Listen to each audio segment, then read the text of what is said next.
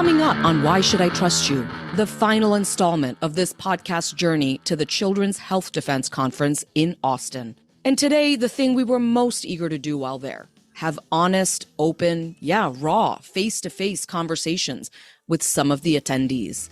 They were moms, dads, religious leaders, many just regular people, but all there for a reason.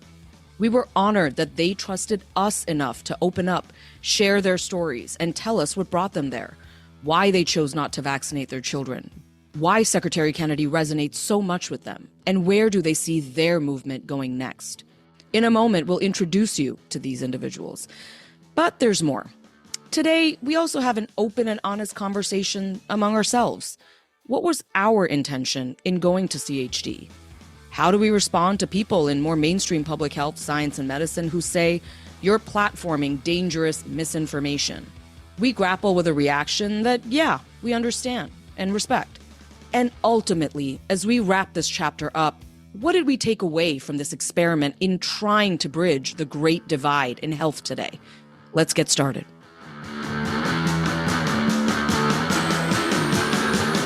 Hey, everyone. Hey, everybody. Hey. Are you guys sick of us yet? a lot of shows in a short amount of time. You have heard from us so much this week, but today is the final installment, our part 3 of 3 from Children's Health Defense in Austin. But first, who are we? I'm Brinda Adhikari. Yeah, I'm Tom Johnson. I'm Maggie Bartlett. And I'm Dr. Mark. What we're going to do on this episode is feature these conversations we had with these 3 parents, 3 kind of conference attendees, and give you a sense of why they were there, what brought them there. And the conversations were really fascinating. But before we get into that, we all just wanted to share some of our reflections on this week. It was really different for us, and I know for a lot of our listeners, particularly folks in public health, I know for a lot of them, it was, not only different, but some of the feedback we're getting is it was pretty jarring. So, I just wanted to kind of talk with all of us a little bit. I mean, Mark, I want to just start with you. Like, what did you take away from being at Children's Health Defense? What was your what do you want to share about your thoughts? Yeah, I mean, look, we went as doctors for me and as journalists and as podcasters, and it was exciting. It was a new territory. We're used to going in and talking to all kinds of people that we have differing views with. I think the most meaningful parts were 2 things. One were the big interviews that we had. You heard them. We weren't sure we were going to get them. We were glad we had them. We wanted to seize the opportunity. Then there's also the people in the hallways. And we had fascinating discussions with them. You're going to hear about those in a bit. But if we're just talking about the big interviews, I think one of the things that I've taken away on my flight home, just as I'm sitting over the last couple of days, is these people are really influential in MAHA. There is no doubt about it. But I think what really took me by surprise is that a lot of people think they're like the referees for science. And I think that's the part that's giving me a lot of pause. They had a megaphone. They were powerful. Everybody was sort of respectful of their opinions because it was a captive audience. There was a moment, I think, even in our interview, where it's you can see how the strategy works. Dell basically said, if you don't give the hepatitis B shot on the first day of life, we're going to call Child Protective Services on you. And, I heard it in the moment. I couldn't even respond. Meaning he's saying that's what public health is saying. No, he is saying that's what happens. Oh, so, I see. Okay. So it's not just spreading misinformation. I mean, he's really using something powerful. He's weaponizing fear, really. I mean, that statement's false. No hospital in America will call Child Protective Services on you if you delay your vaccine. It just doesn't happen. We had Dr. Michael Minna on the show, who's a public health official, who literally said he did that. And I'm pretty sure no one called Child Protective Services on him. But that way he says it, the tone, the framing, it's designed really to enrage people. And I think quite frankly, it's manipulative. He takes a kernel of truth that, look, hospitals do want you to recommend your child get the vaccine, but he so far stretches that into it's government overreach and it's informed consent, it's persecution. I mean, he calls it advocacy, and I really would ask our listeners on both sides, what do you call it? Maggie, what did you think? Dr. Maggie, virologist from Johns Hopkins at Children's Health Defense. What have you been hearing from your colleagues? Yeah, so I just want to say talking with any of these folks doesn't mean we agree with them. And that was for me when I decided to go as a virologist, I was really afraid, when people asked, what do I do, how I would be received. That didn't happen. And I'll talk about a little bit of that. I ended up wearing two hats, but not a hat I had anticipated. And I think that hits on something that was really important for me to take away from that. But I think talking to these people can be really emotionally exhausting and ethically complex as a scientist, but it's not about those voices. It's about the people that they're resonating with. We're entering the same space as the audience that they reach. And when people feel alienated or distrusted by experts, and a scientist or our podcast shows up in good faith and is able to talk clearly without condescension, we can puncture that narrative that experts are hiding something. We can break through, and that's what was important for me. And you might notice, I wasn't necessarily in those conversations, and I can totally relate to a lot of the feedback I've gotten from friends and colleagues about why even have them on. And the truth is, they already have a platform. They're already speaking, and they speak with such passion that if you don't have the same background, it's convincing. And so for me, it's about hearing how they get these messages out and how we can reach people better. What is underlying that's drawing people in? And I really got like behind the scenes on what that is, because for those who haven't seen me in the real world and only in podcast land, I use a cane. I have a chronic health condition. And that almost became my identity when I was there. When I was walking through the halls, that's the first thing people saw. And instead of people being like, why are you here? What do you do? It was, are you in pain? And then I'd say, yeah, every second of every day. And then nothing in their eyes except for, this is an opportunity. And then I'd be told these miraculous stories about how this product changed someone's life. It removed all of their pain. It made it so they could do X, Y, and Z. And that happened to me over and over again. No one asked me what I did. It all became about that. And there were a couple of times I stepped away and I cried in the bathroom, something I got very good at in grad school. But it hit me because there was just this, one, I wasn't anticipating being received that way. And two, I was filled with such grief and rage because without my background, I could hear what people were saying. And it was tapping into that hope that there's a solution, that there's something that could change this. And I think for me, that's the undertone that we're not really capturing. And that's what drew a lot of people in. We saw it when people stood up because they thought they had a vaccine injury. It was 2/3 of that room. Yeah, that's really powerful, Maggie. I just want you to know, it didn't really even occur to me that you may be received as somebody who, like so many of them, were drawn to this movement because of their own pain, their own injury, their own feeling like the system didn't work for them. And they may have actually seen you as them, which is really fascinating. Tom, let me bring you in. What were some of your reflections on this week? I think like you, Maggie, I felt that too, just because I've been to many conferences like this for my daughter, who has a autoimmune disease. And, there's a lot of people looking for community. And at CHD, there's a lot of people that are hurting. They have a child who is on the autism spectrum disorder. They have a child with neurological complexities, and they're seeking answers and they're seeking community. That is something that I absolutely did not sort of anticipate. I think the thing that I walked in with was sort of a upset over just the name of the organization, like Child Health Defense, which creates this false binary that they are defending children's health and everything else is trying to hurt children. I'm not sure exactly. I think they'd probably say, no. There's well-meaning doctors. They're just dupes. They're just in a system that's making everybody sick. So having lived in a world where I see doctors who are courageous, who are burning the midnight oil, looking for any solution for really difficult chronic health issues, willing to make any sacrifice, so compassionate, to sort of somehow think like this is the one crew, the child health defense, or the one crew that have a monopoly on, defending kids' health. That was so I had sort of my hackles up, obviously, walking in the door. And that was, I think, if I'm reflecting back, I think that's where I was coming from. But I found it very compelling that these are families just like families I see at other conferences that are seeking answers. So that's one thought. We on this show have talked a lot to everyday people who are adherents to MAHA. We have not spoken with MAHA thought leaders. That was something we were able to do at this conference.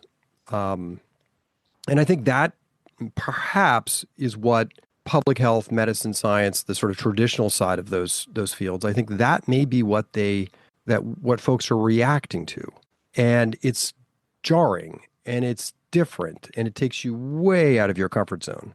But we felt as a program that it's very necessary to do that.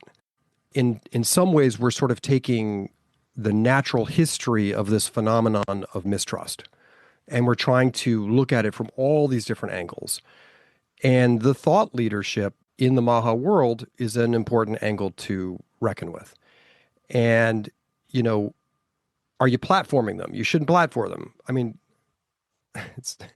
I totally empathize. I understand the point of view, but these people are literally taking a break from their platform to come talk to us. They reach millions upon millions of people.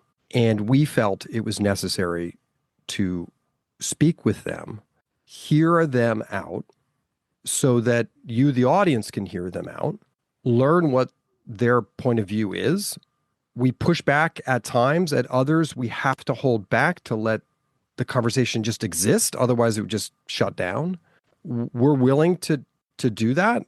We're willing to take arrows from one side, just like we're willing to take arrows from the other side. As Brinda says, sometimes we sit sort of at this middle point of a seesaw. But if we don't put ourselves in that place, I'm not sure these two sides are ever hearing from each other. And if you're not even hearing what the messaging is or what the conversation is that's resonating with millions of people that are probably walking into your waiting room, then I don't know how we get past this point. And then I think the last thing I'd say is that we did go seeing if there is some space for common ground. If the vaccine thing is the thing that two sides can just not agree on, then is there some other spots around the sides of that where there could be common ground? And I feel like there is on different subjects. I think there could be. I don't know if that's achievable because the temperature is so hot, and some of these other parts where we can't agree on are really matters of life and death. So none of this is easy, but I think everybody involved wants to help children. We've just gotten ourselves in a place where two sides see it so dramatically differently, which is sort of a wild, unfortunate place to be that we need to somehow work ourselves back from, even just a little bit. Yeah, I mean, all of you have just said such poignant things. I just want you to know that I don't even have much to add to this other than to say that, I'll name some of the things that people have been saying. Obviously, for a lot of folks in public health who know names like Brett Weinstein, Pierre Corey, Del Bigtree, they're almost like trigger names for them, because for a lot of folks in public health, they are emblematic of pushing forth anti-science, anti-vaccine narratives that undermines the very premise of the work that many of folks in science and public health undertake. And look, I am here to say, especially in the work that we've been doing for the last 11 months, like, I really get that feeling. I do think a lot of people in science and public health, like traditional science and public health, are under attack right now. The dismantling of the medical infrastructure is going to have real world consequences. It's stuff we've said on the show. I will also say that one of the most interesting takeaways for me in this conference was learning what happens when you deplatform people, like when you take them off the air, what that does to them. And we spoke to so many people from huge names like the Brett Weinsteins and Pierre Coreys, to sort of regular folks who were, have said something on their Facebook chat or whatever, and the kind of hate they have received and the kind of consequences that they believe they have sort of suffered for their points of view, which, by the way, I get that so many people listening are like, well, they should suffer consequences for that point of view. But whether I want to take the word should out of the equation for a second and just talk about the reality of what happens, what that does to a person. I think it changes that person. I think it traumatizes that person. I think in some ways it radicalizes that person. And it really helped me see why so many folks attending this conference feel the way they feel about the medical establishment and feel the way they feel about the mainstream press and about sort of just mainstream things in their life. Like so much of what they do operates from a place of, I was rejected by that group and I am so angry about it. And I want to understand that. I genuinely do. We've definitely taken some flack for this. I'm not going to lie. There's definitely people on social media that are like saying their thing. I will also say that privately, I've gotten a lot of texts from people who are thanking us for going, in a way, doing the work that a lot of other people are just like, they're just not willing to do. And I will say our show is about building trust so that we can even get to a table to have conversations so that we can challenge each other. I still I believe that that's what we did. I think we built trust with a lot of people there. But in the last 11 months, we've had up to 40 doctors, thought leaders, experts from the mainstream establishment world. 40. We've had Dr. Paul Offit on our show 8 times. Okay? The idea that we're not hearing from mainstream public health and that we're platforming other voices is just not borne out by the facts. We've had MAHA thought leaders on 4 times. And 3 of them were this week. So it was concentrated. So I can totally understand why people feel like it was, that's where we're going. But I just want to be really clear about Brinda, how we show up. Here's, I think, what went through my mind. We knew that for 4 days, there were going to be over 1,000 MAHA supporters in one place who support Bobby Kennedy and support the things that, our show is really interested in learning about. It was like one space where we knew everybody was going to be there. And the truth is, yes, there were the diehards, but I'll also say there were people I've known from the show that showed up. And it was a really interesting experience to run into people that we know that we are not CHD people, but we ran into people we knew because of the work we do, because ultimately the people who go there, it's not like everybody there was Andrew Wakefield and Rand Paul and Russell Brand, right? Like there were actually gradations of people there too, because ultimately it's an event. It's like a big 4-day party. And so people are going to go there. But for me, I wanted to go because I knew that that's a place you can go to meet people. And I will tell you, doing this work, it is really hard to meet people. Yeah. And I just say just one last thing on this, that I think going for us has, at least in my mind, I think in your guys' minds, generated a lot of topics that we now can take and dive into on the program in our factual, nonpartisan way and try and air them out and get to the truth and hear different sides the way that we do that. So this trip, I think, also just kind of opened our eyes to things that are resonating in a mistrustful community that we need to tackle head on together. Yeah, absolutely. We're grateful to you guys for listening to it. And I know a lot of you are listening who I know it makes you uncomfortable. I will say I've also heard from many MAHA supporters who were kind of stunned that we went. And for them, it also means a lot that we're trying to hear from points of view of people that they look up to. And so I think we all learned a lot from this week. Honestly, I'm still processing. I also spent more time with the 3 of you than I think I've Than you spent ever with- want to again. than I ever No, want to. It was also just like, it was just wonderful to be there together. I just want you to know that. And it was wonderful to be there with Elizabeth Frost from MAHA, who, it was really cool to actually have her sort of almost guide us in some way around the space. I think that also was really interesting. Craig was there. We all, there were a bunch of reporters there. Like, it was a really interesting, like, we created our own little community, but there was also a bigger community. And all I know is I have like 50 more contacts in my phone as a result of this, and they span the spectrum of opinion. And I'm really grateful for that. So first of all, I just thank you for that chat, you guys. We do want to set up really, I think, the conversation that I can confidently say that for all of us here was maybe the main reason we went, which is to really hear from regular people about why they were there, what brought them there, why they trust people like, Bobby Kennedy, CHD, and what happened maybe in their lives that they want us to know about that sort of made them arrive at this place. So we spoke with three parents, three individuals.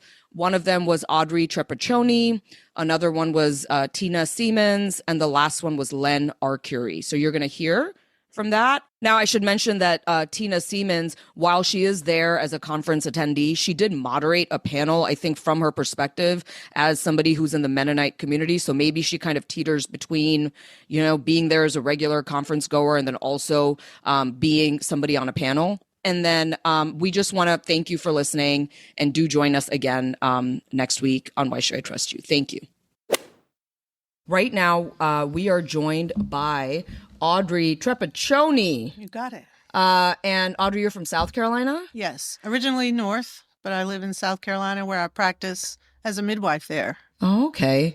Tell me a little bit about what brings you to CHD. Well, this is the first time I've been to this Children's Health Defense Conference, and I was very excited to come at this moment because so much has changed in the last little while.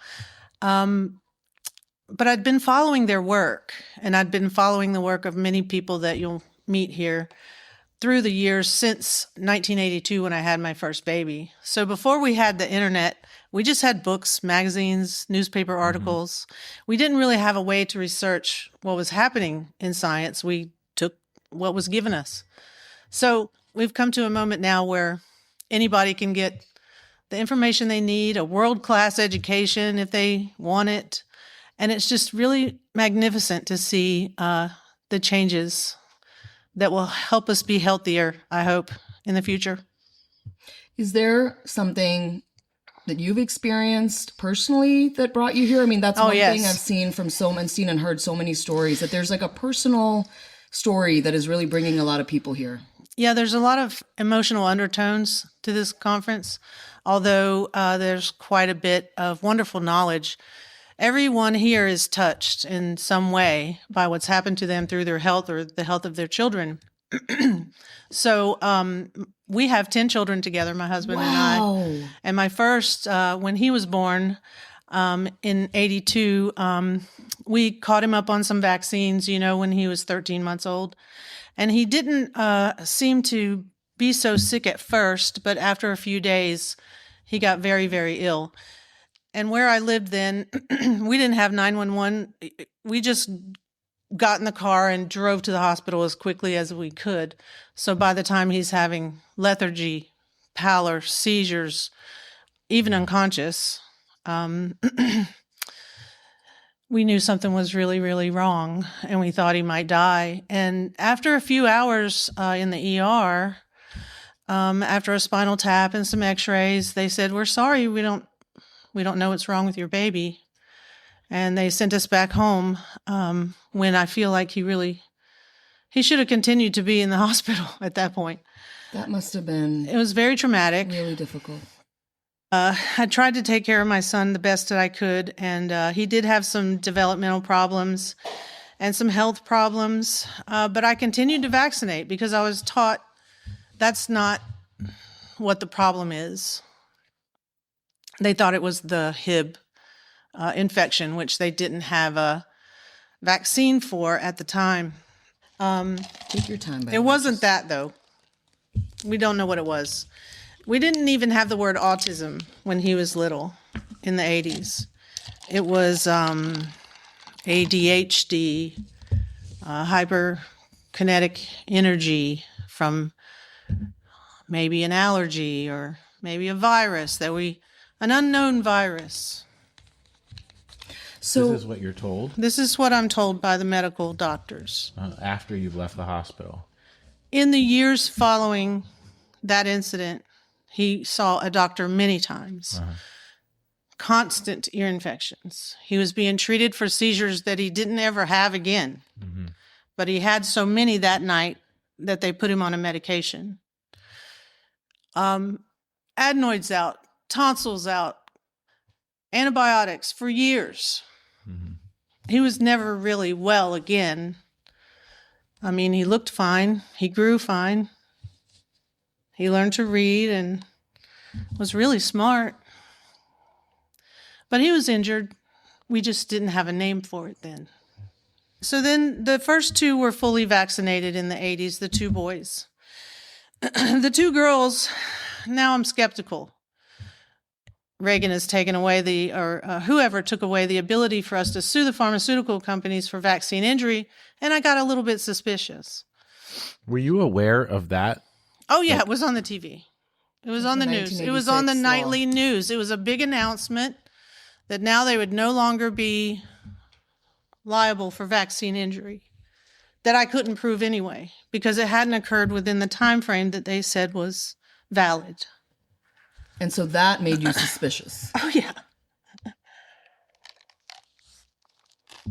So then with the girls, I found a pediatrician who would let me spread them out, who would let me selectively, like get maybe the killed polio vaccine instead of the oral live. I thought maybe that's an improvement, even if I have to pay for it. But then when I met, I didn't meet her, but when I received some materials from the National Vaccine Information Center, I decided there just wasn't one good thing about immunization for children, for infants. What made you say that? It was, yeah, that's a good question. I haven't really thought about it specifically. Maybe it was a knowing in my spirit, but it was mounting evidence that they weren't healthier because of it, and that these diseases were all treatable now. We weren't afraid of tetanus anymore. We felt like they were going to get little colds and rashes, and that'd be okay. That's normal childhood stuff. But these deadly diseases that were epidemic generations before just weren't a pressing issue. Yeah, for modern parents, especially if I was going to have normal birth and breastfeed and give them healthy food, which of course was part of my consciousness. Let's Have Healthy Children by Adele Davis, taught me how to cook at home, that sort of thing. La Leche League was very important in my learning how to mother and how to make good food for my family. Nobody said don't vaccinate. They just said, it's optional. Let me ask you something, Audrey. Was there at some point where you stopped vaccinating your kids? Yes. You have 10 of them. So how many are vaxxed, how many are unvaxxed? So those 4 children, like I explained, 2 fully vaccinated, 2 partially vaccinated, and then the next 6 children are completely unvaccinated. We just, I have a little bit of a rebellious spirit, I guess, and I just didn't go to the doctor that much.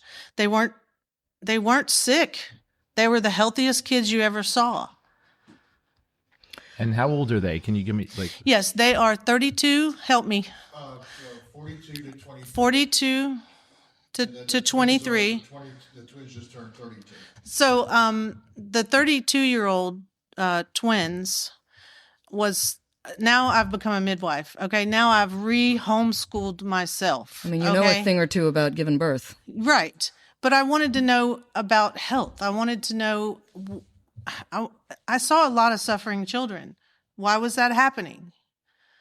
What could I do about it? How could I help women give normal birth and have healthy children? Is it something that you talk about as a family with the kids? Oh, yeah. It's a lifestyle. What do you tell them about that their vaccination status? Okay, you want to know, right?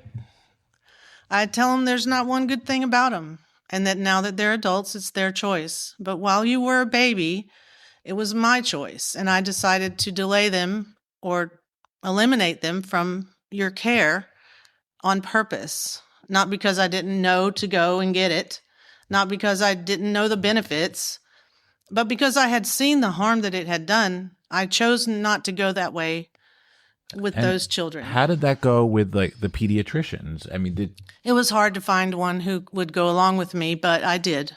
You found somebody. I had one doctor who saw them all, and he was very sympathetic to my saying, look, what happened to the first one? I can't go through that again. And he's like, okay, but, and then here's a funny story. Bless this doctor's heart, who's retired now, but I loved him. He would do anything for me when I could bring them to the office at all hours, and he would do whatever to keep me out of the hospital. So a few of them have whooping cough.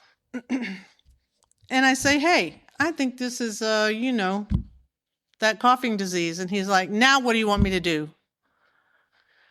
He said, it's a reportable condition. Go home and get the nebulizer thing and the antibiotics, and maybe you'll stay out of the hospital.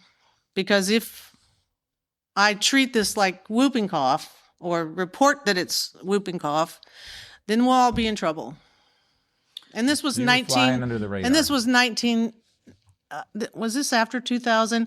Because in the year 2000, our state had put forth a campaign, vaccinate every child in the state by the year 2000.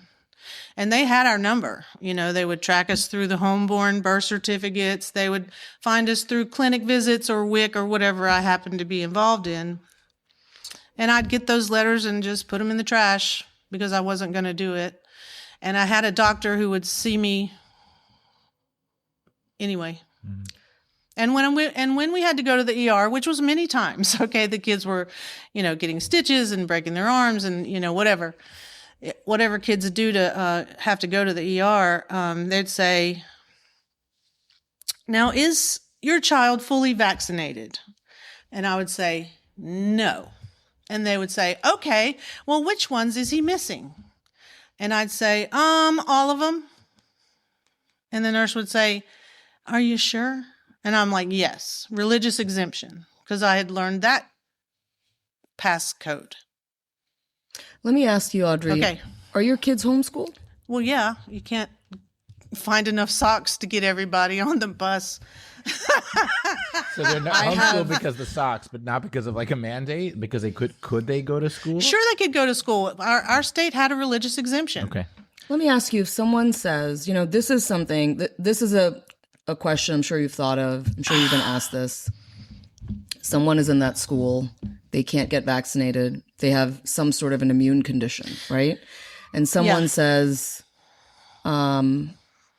Audrey, your kid getting vaccinated means the safety of these other kids who can't get vaccinated. And if they're around folks who aren't vaccinated, it could potentially...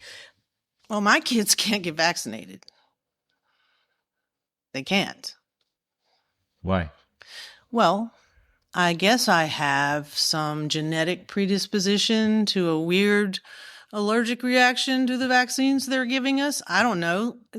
Let's make it up, because that's where we are right now.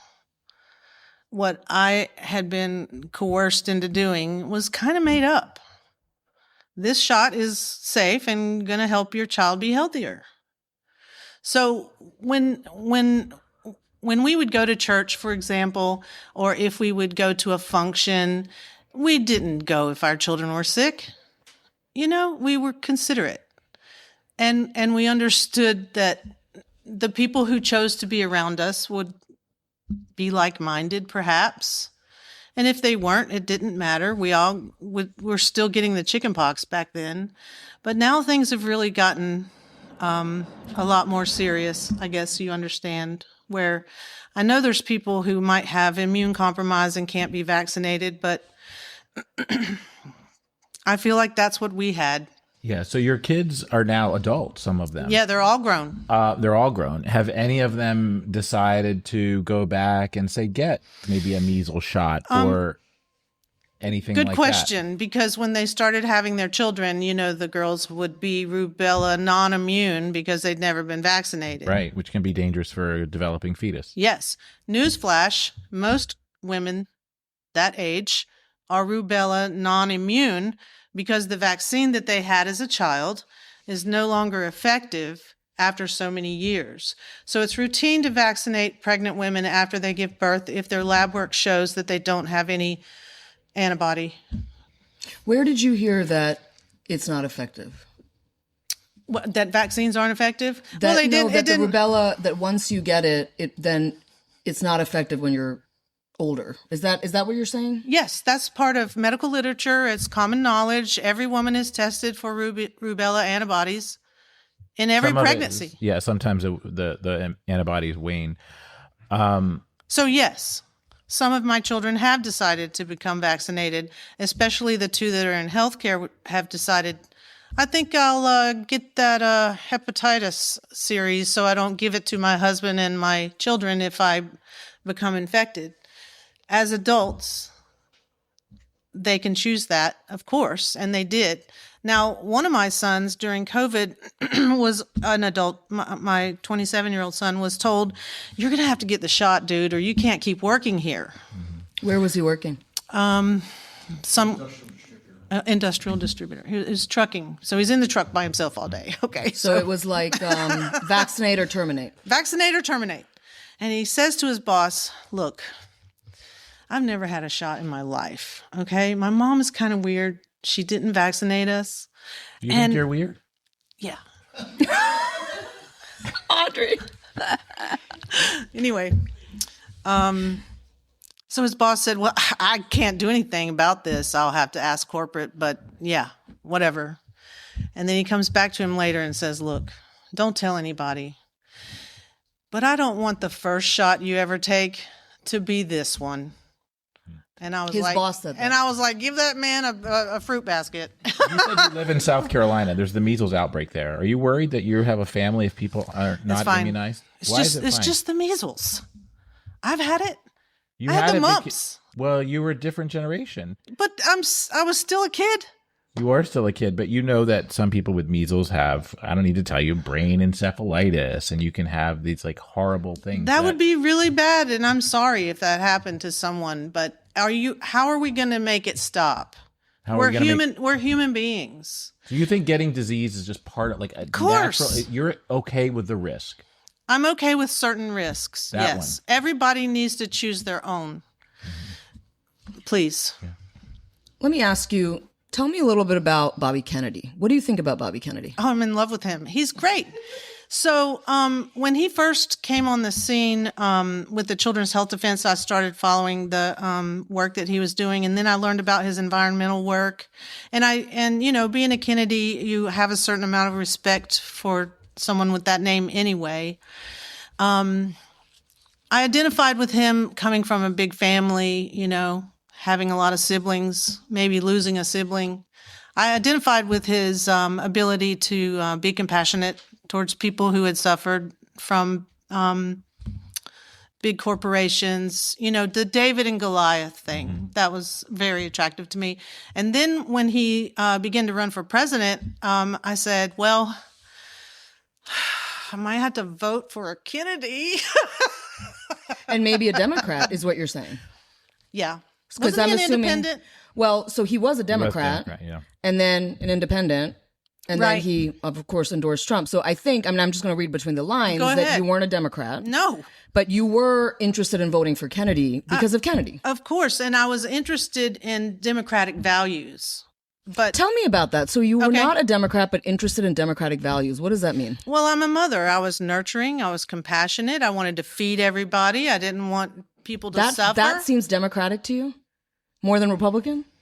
It did at the time. It did when I voted for the first time in my life for Reagan and always voted Republican ever since. I really liked it when people would come down to the working class and say, what can we do to make your life better? I liked that.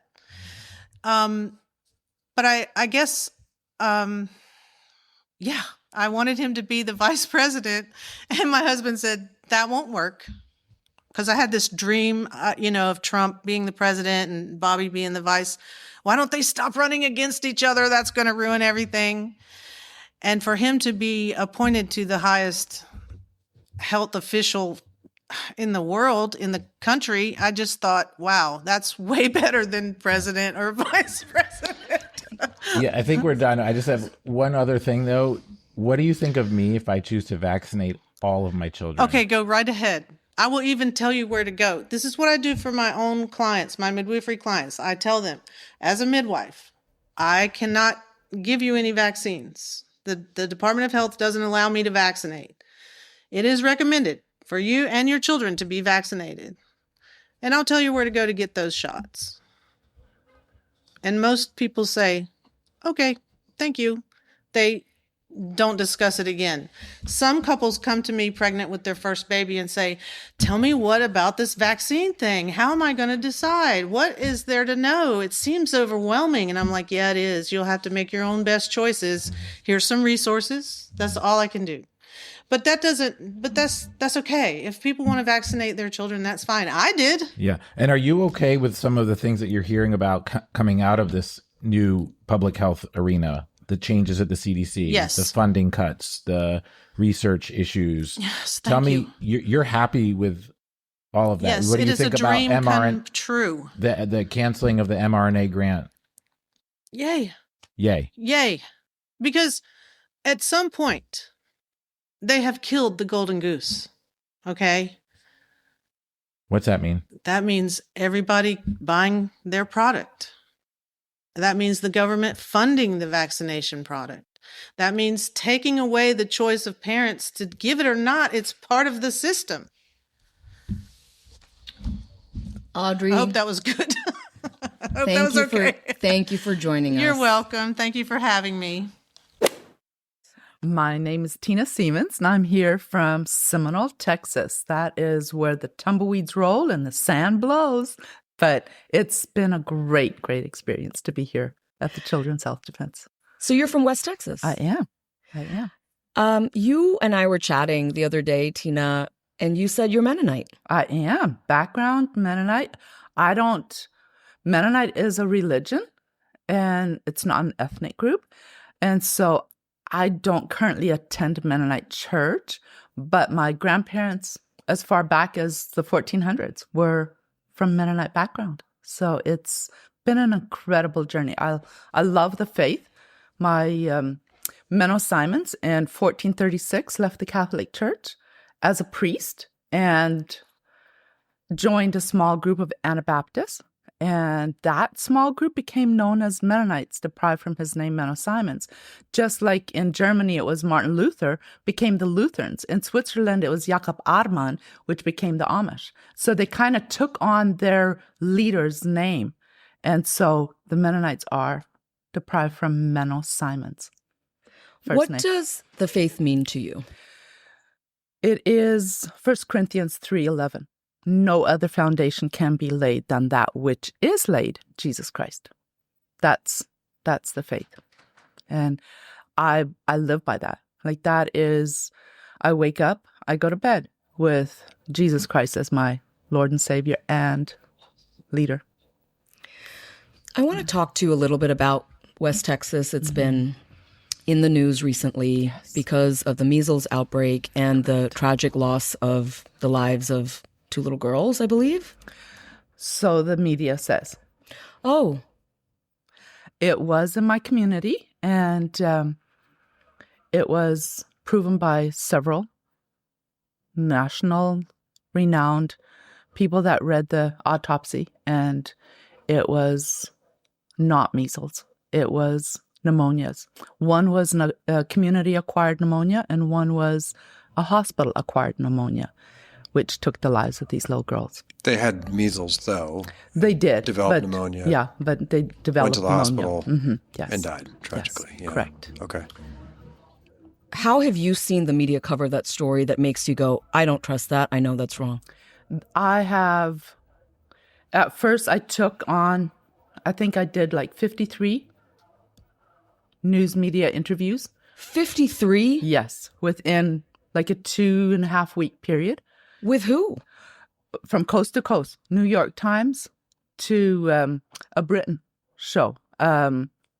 People just descended on our small community as if they wanted to cover the plague, but the reporting was so negative and so often misrepresented. And so I was front line and center on this story, and I've just stopped. Like just last week, I think people saw my social media platforms that I was coming to CHD, and I just said, no, I will not do interviews anymore because y'all are reporting what you want to report and not reporting the truth. We're grateful you sat down with us, Tina. I have faith that y'all are reporting the truth. And what was upsetting about the reporting? Was it that reporters were saying these children were not vaccinated, they acquired measles, and they died from measles? Correct. Why? That's tragic. Everybody, I think, agrees that's terrible. Mm-hmm. It's awful. Yeah. Why was it so important to you to say that's not how this happened? When people want a narrative, they will gear everything toward so that that narrative will fit their It's a narrative story. of blaming parents for not vaccinating? Yeah, like blaming the community for not supporting vaccination? Just explain that. We experienced hatred. Such deep-seated hatred. And we were blamed. Y'all are unvaccinated, uneducated. And I kept repeating that these moms and dads that chose not to vaccinate, they were everything but uneducated because they read more than any other parent would that just says, okay, the doctor says at XX appointment that child has to have this vaccine or that vaccine. And so these parents, when they have in our small community, and we had film directors come and interview, Polly and Dr. Brian came to my community to interview vaccine injured and those that were helped by the protocol of vitamin D and cod liver oil. So we had the positive right there. And we have 13, I believe, was the number of couples that have a vaccine injured in my community, in the Mennonite community. And so when they see a cousin or a brother or sister that is suffering with all of the vaccine injury on a daily basis, we're a small community. 13 is a large number. And that was just the ones that came forth willing to share their story. And so those families, they have an impact. They may not have to say anything because we see their daily struggles. Bobby Kennedy came to West Texas. Yes, he did. You spent some time with him. I did. Tell us about that. It was when the first family lost their little daughter, when he called me. And I'm an author, so my first book is titled Seminole, Some People Never Give Up. And so when people would now Google Seminole, Texas, often my book would come up. And that is how they got in contact with me. And so when I get a call from Secretary Kennedy's office saying, would you be willing and able to get the families to one spot? And I was in Dallas when I got that first call and said, could you tomorrow get the family on the phone to where we would have a Zoom call where Mr. Kennedy can just give his condolences to the family? And I said, I am flying home in the morning and I'll make that happen. I walked literally 3 minutes in before that call was scheduled. I walked in, logged onto my computer, and made it happen to where he could be one-on-one with the family that lost their little girl.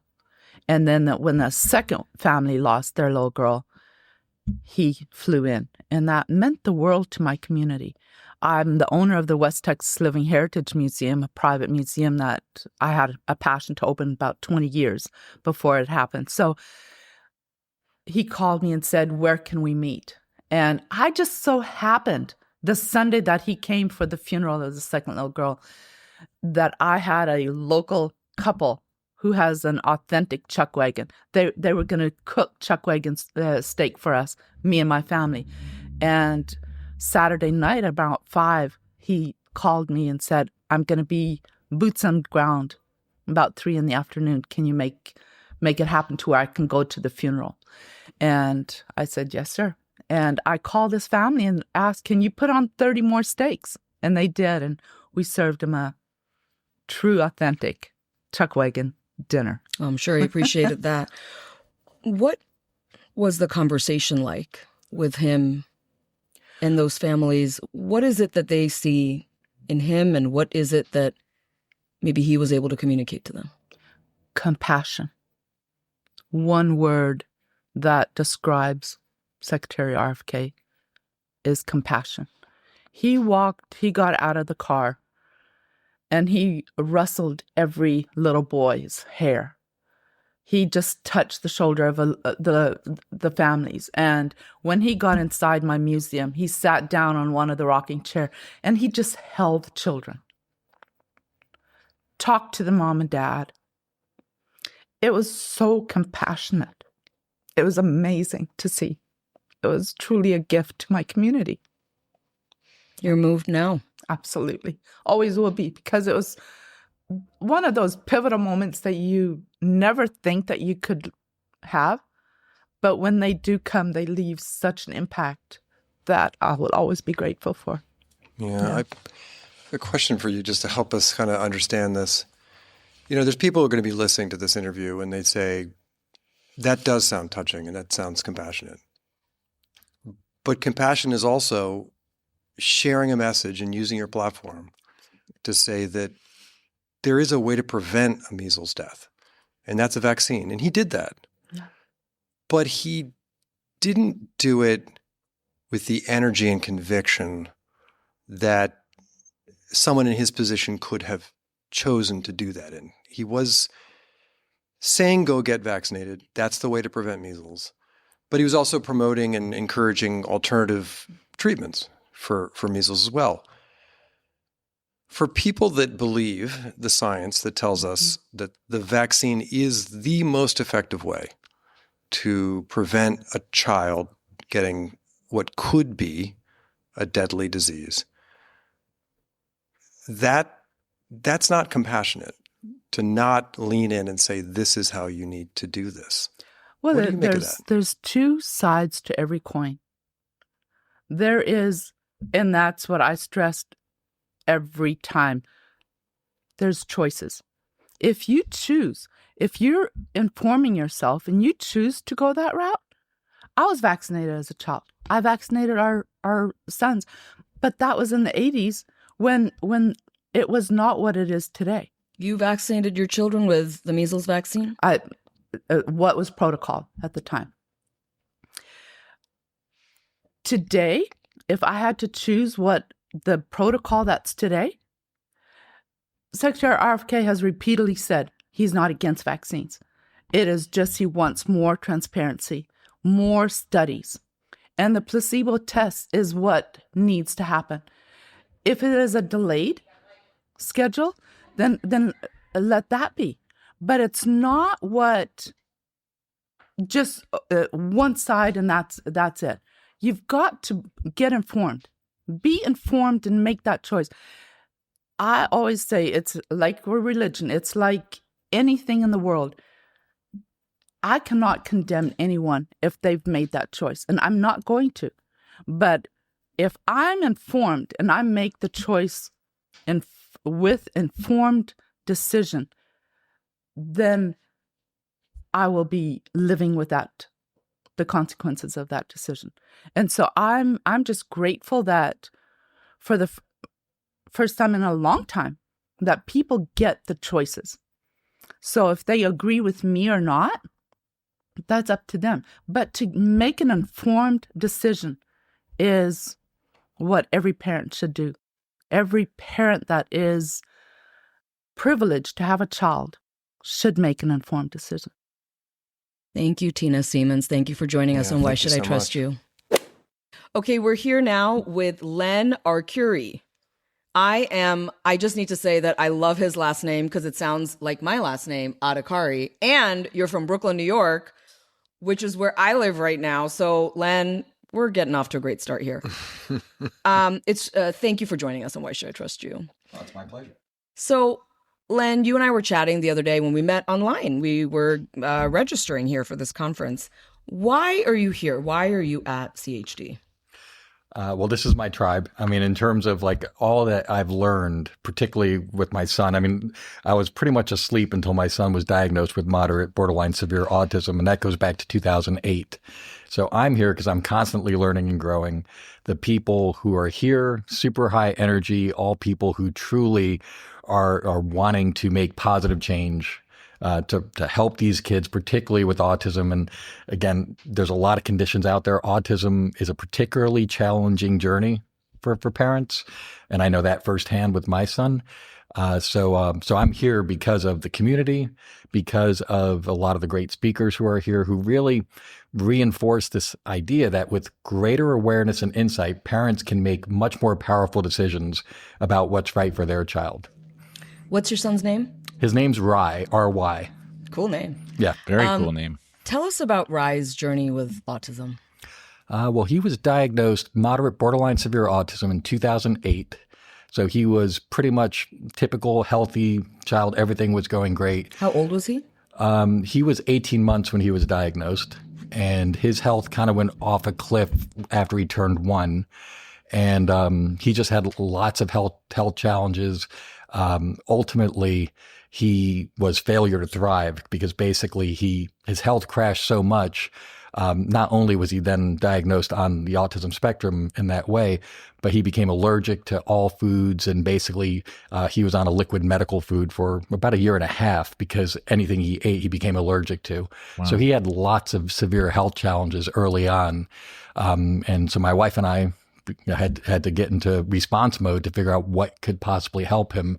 And that set us on a path of wanting to know more about what are the ways available to be able to help him, because it was really, really hard seeing him basically failure to thrive.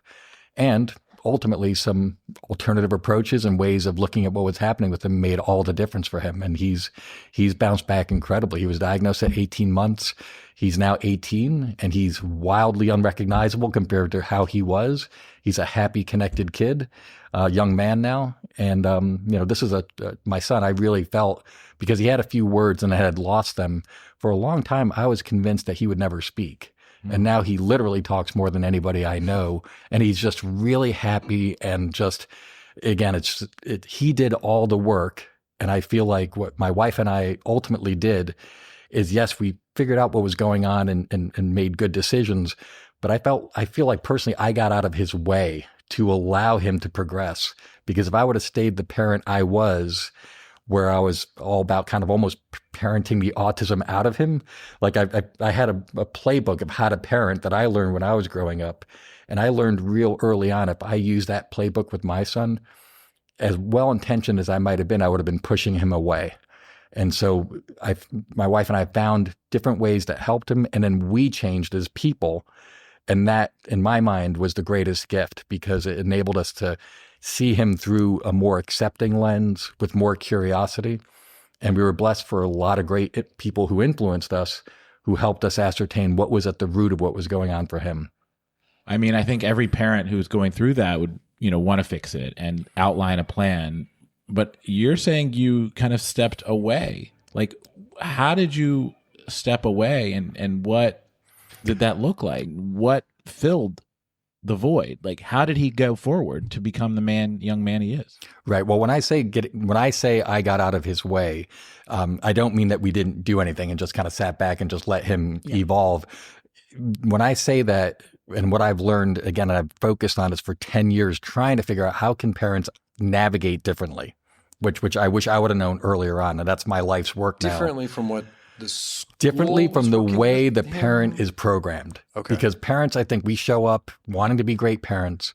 And I honestly feel like in many ways, at least I was programmed for failure because I had these conceptions about what parenting should be and parenting about like how to be with a child. And I had to unlearn a lot of things because if I would have taken the playbook that my parents raised me with and tried to apply it to my son, who definitely was thinking very differently and a very different person, that would have been well-intentioned, but I would have pushed him away. So I think what I'm saying is I think there's an opportunity for parents to kind of just look at things with a fresh perspective, to be more flexible, to tune in more to what your child needs. And if you do that, more options will become available and your child's going to feed off very different energy, which I think is incredibly important. I think you're saying something really important, which I don't think we've heard, which is,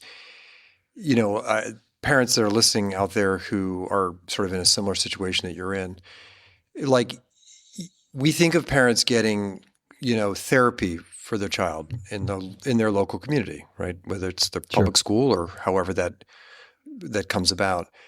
It sounds like what you're saying is, and correct me if I'm wrong, your son got that therapy, but you got something as a parent from this community here, this CHD community that helped you raise your child in the situation that life sort of dealt you. Is that what you're saying? That's true, but CHD didn't even exist. Yeah. So going back, there were other organizations that would have conferences that would help you understand, like to see things differently than the typical way most parents, most parents aren't given any options. Oh, your child has autism. That sucks. And there's not much you can do about it. So maybe get some behavioral therapy to help them. Maybe you should get some therapy as well. So parents aren't presented with a lot of options and a lot of hope. And the reality is, no, there's an incredible amount a parent can do to improve the situation, to help their child. And when I say that I got out of the way, if I would have approached it from the standpoint of judgment of my child is broken, and it's my job to fix my child, that creates an incredible amount of stress on me. And my child's receiving not unconditional love from me, but judgment that he's not okay the way he is. So that's where I shifted how I even approached him. Not that I'm so brilliant. I had some really good influences who have helped me see things I couldn't see before. And that's where I say the parent can really carve or create a very wildly different journey that feels less stressful, that feels more beautiful, and that helps the parent to be more calm, to be able to then make decisions about and it's not about changing or addressing autism. It's about meeting my child's unique needs and being open to different options. Len, do you remember when Secretary Kennedy, I think it was around when they were, he and President Trump were talking about, wanting to find the root causes of autism. And there was a speech he made that it kind of blew up for all different reasons. And I remember him saying, and it was pretty clear he was talking about people with profound autism, but he later said that that's what he meant, but he was talking about, a community where the children will, never pay taxes, never love, never fall in love, never hold a job, never play hold a baseball. job. And there were a lot of people in the autism community who felt really hurt by that statement. They felt that he was, I think much like how you describe your son, how you've sort of figured out this path, and he's figured out a path, and he's thriving. And how did you take that statement that he made? Well, I've been listening to him speak for so long, and I'm a huge fan of RFK Jr. I mean, he's got such courage, and he's been on this for so long. I heard that, and I didn't think anything of it. I thought it made perfect sense because I know what he's talking about. Because I see him at conference after conference talking to parents of children with profound autism, and that's exactly what he was referring to. Now people hear autism, and if you're just mildly quirky, some people self-identify as being on the spectrum, and you'd look at them and say, well, there's no way that person's on the spectrum. So I do feel like that term's thrown around and maybe more people are identifying, but he clearly meant the people who have profound autism, where you don't have to guess whether they're on the spectrum. You can see it; it's apparent. So I could see why some people might have been offended by what he was saying, but he was clearly referring to that subset of the population. You talked about the playbook, and if you had followed that playbook, it might not have been the best thing for your child, right? Your son. What does a good playbook look like for kids like your son moving forward?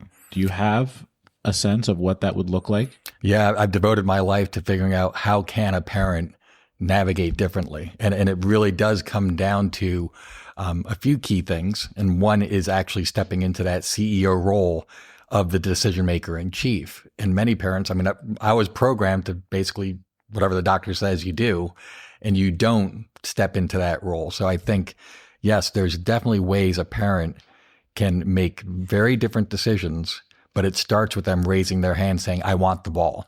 I'm not looking for someone to tell me what to do. And that's where, again, the awareness is key of what really is going on with your son or your daughter. And I just think a lot of parents skip that first step. They let the label define, and they're not really looking at those underlying root causes, and that is so critical. And I've coached and supported many parents. You know, these kids are so wildly different from child to child.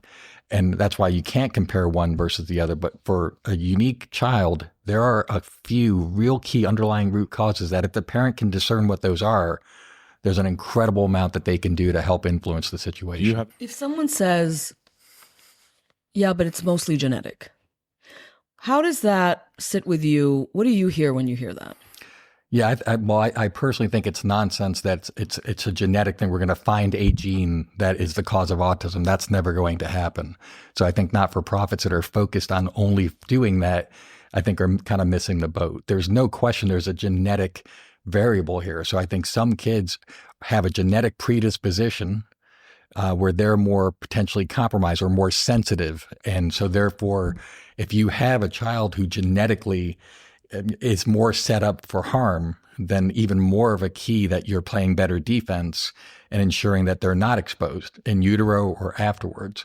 So my son's definitely much more programmed based on his functional genomics, to be hampered by toxic exposure. Yeah, and I think the vast majority of autism research would agree with you that there's very likely a genetic component, and there's a trigger that is less understood, that all those things are being chased. But my question is, again, going back to this is my tribe, do you feel that CHD, just culturally, they approach individuals on the autism spectrum with more of a, we can change this, we can improve lives, like where we are today is not where this individual could be in a year or 2 years out? And is that different than the culture of the medical community outside of CHD? Do you find that they're more limited in what they think can be achieved for a child? Like, talk about that. Yeah, well, CHD clearly believes everything that I was talking about, where, no, there's an incredible amount you can do with awareness. And again, that may take action. And I find that the most challenging for parents is the actions that are on the table for them to take. They're inconvenient, and people are really bothered by anything that's inconvenient. Special diet, eating organic, whatever the case may be, it's all inconvenient and perhaps somewhat costly. So no, CHD, I believe fully, and that's what they're all about, is that, hey, listen, with awareness of what's going on, yes, there's things you can do. And that's not something you get outside of CHD. Well, the Autism Society or the Autism or your pediatrician or any. I think there's a lot of great organizations, and some who I think are more helpful, honestly, than others. But I appreciate anybody who's trying to help parents and to help these kids. But I think that conventional doctors don't have a lot of tools in their toolbox to help these kids. So for me, if this were to happen with me now, especially, there's a kind of subset of functional medicine doctors who focus on these kids who have these developmental challenges. And those are MAPS doctors, Medical Academy of Pediatric Special Needs. So these are largely conventional medicine doctors who became functional medicine doctors because they wanted to help these kids, and they're more specialized. So I think those practitioners absolutely take a root cause approach and a more functional approach. And yes, some of those practitioners can be incredibly helpful for a parent. How do you feel about, you have things at the White House being said about autism and Tylenol and like what Brinda mentioned. How do you feel that the political lens has changed things for the autism community and for you? Do you think it's good? Do you think that it's being weaponized in a way? Do you think that there's too much politics and now we're like crossing lines and, being hurtful to some people by some of the things that are said, like comparing, severe autism to more mild autism, and that whole debate has become political. What do you think about the political lens of this? That's a hard thing to answer in the sense that I think everything these days is being politicized. And in this case, I just look at it as simply that RFK Jr., who I've been praying for him to get this role for a long, long time, I know the man, his heart is in the right place, super smart, and he really wants to bring positive change. And so I feel like what he's doing is measured. It's not political. And he's just, as he talks about, he wants the gold standard science to be done. And, since my wife, Cass, put me on a plane to go to my first conference, which was like a biomedical conference in 2009, ever since then, I've been, learning and understanding as much as I can to, what can help my child. And I feel like that's when I became aware that the system right now and the CDC and the organizations, they're not really doing their job. There is a lot of a revolving door. And, RFK Jr. talks all the time about that that agency's been captured. And I don't think there's any doubt about that, at least from my perspective. So if he just brings back the ability for the CDC to do its job and to really be that backstop, that would be phenomenal. And if we can just do the science and let the science dictate, what happens, then I think these kids are going to be well served. So I don't have any political agenda. I'm not anti this or anti that.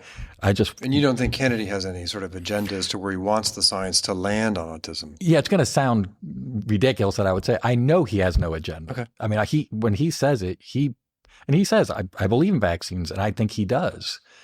But he wants safe vaccines. And the reality is, when you really look at things, the safety studies, haven't really been done. The right studies haven't been done.